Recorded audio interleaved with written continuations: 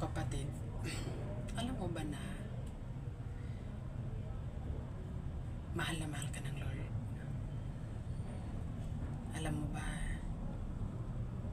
na kahit saan ka paparoon, nandun pa rin si Lord? Alam mo ba yan? Na kahit saan ka, kahit grabing palasupo mo, grabing hindi mo talaga alam kung anong ginagawa mo, pero ramdam na ramdam mo pa rin ang Lord. Siya ang lagi mong kasama, siya ang nasa katabi mo. Na-remember mo ba yung ilang beses ka na bumitaw sa kanya pero hindi kanya ipinitaw?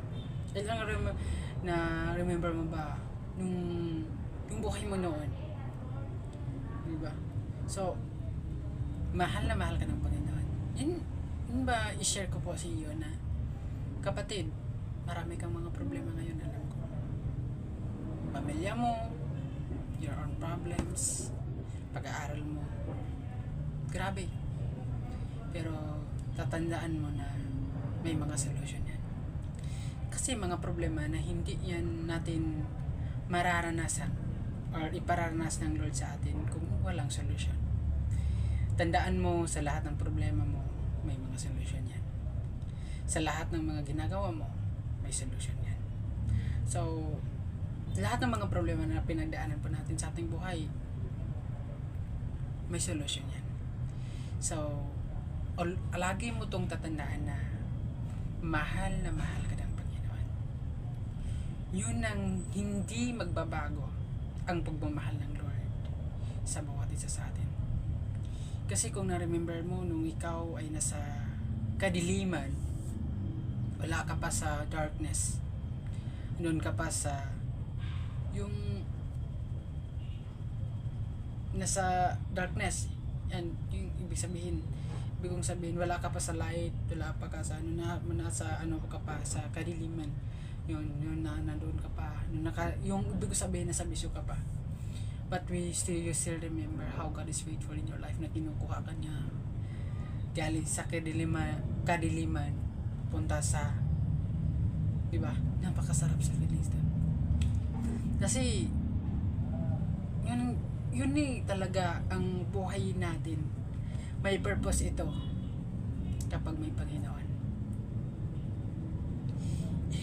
Ang nagbigay lang sa atin, kapatid, yung alam nyo ba, yung po natin ngayon, yung hinahanap po natin, pera natin, mawala din yan.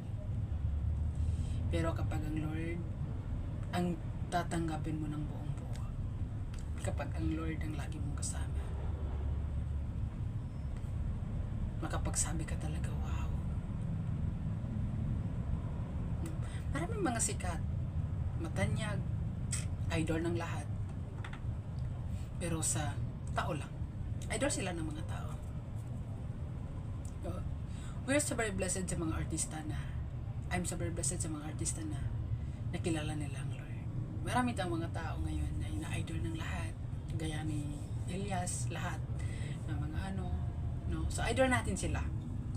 Pero kapag idol natin sila, pero unahin natin idol ng Lord.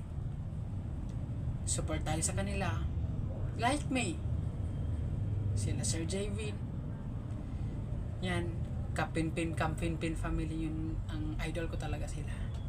Pero hindi ibig sabihin na inuuna ko sila. Yung ko na 6 years for, sabi ng Matthew 6:33, 6 years for kingdom of God. And sabi ng ito, yung damit ko, Matthew 5:14, ayan, Matthew 5:14, you are the light, di ba? You are the light of the world.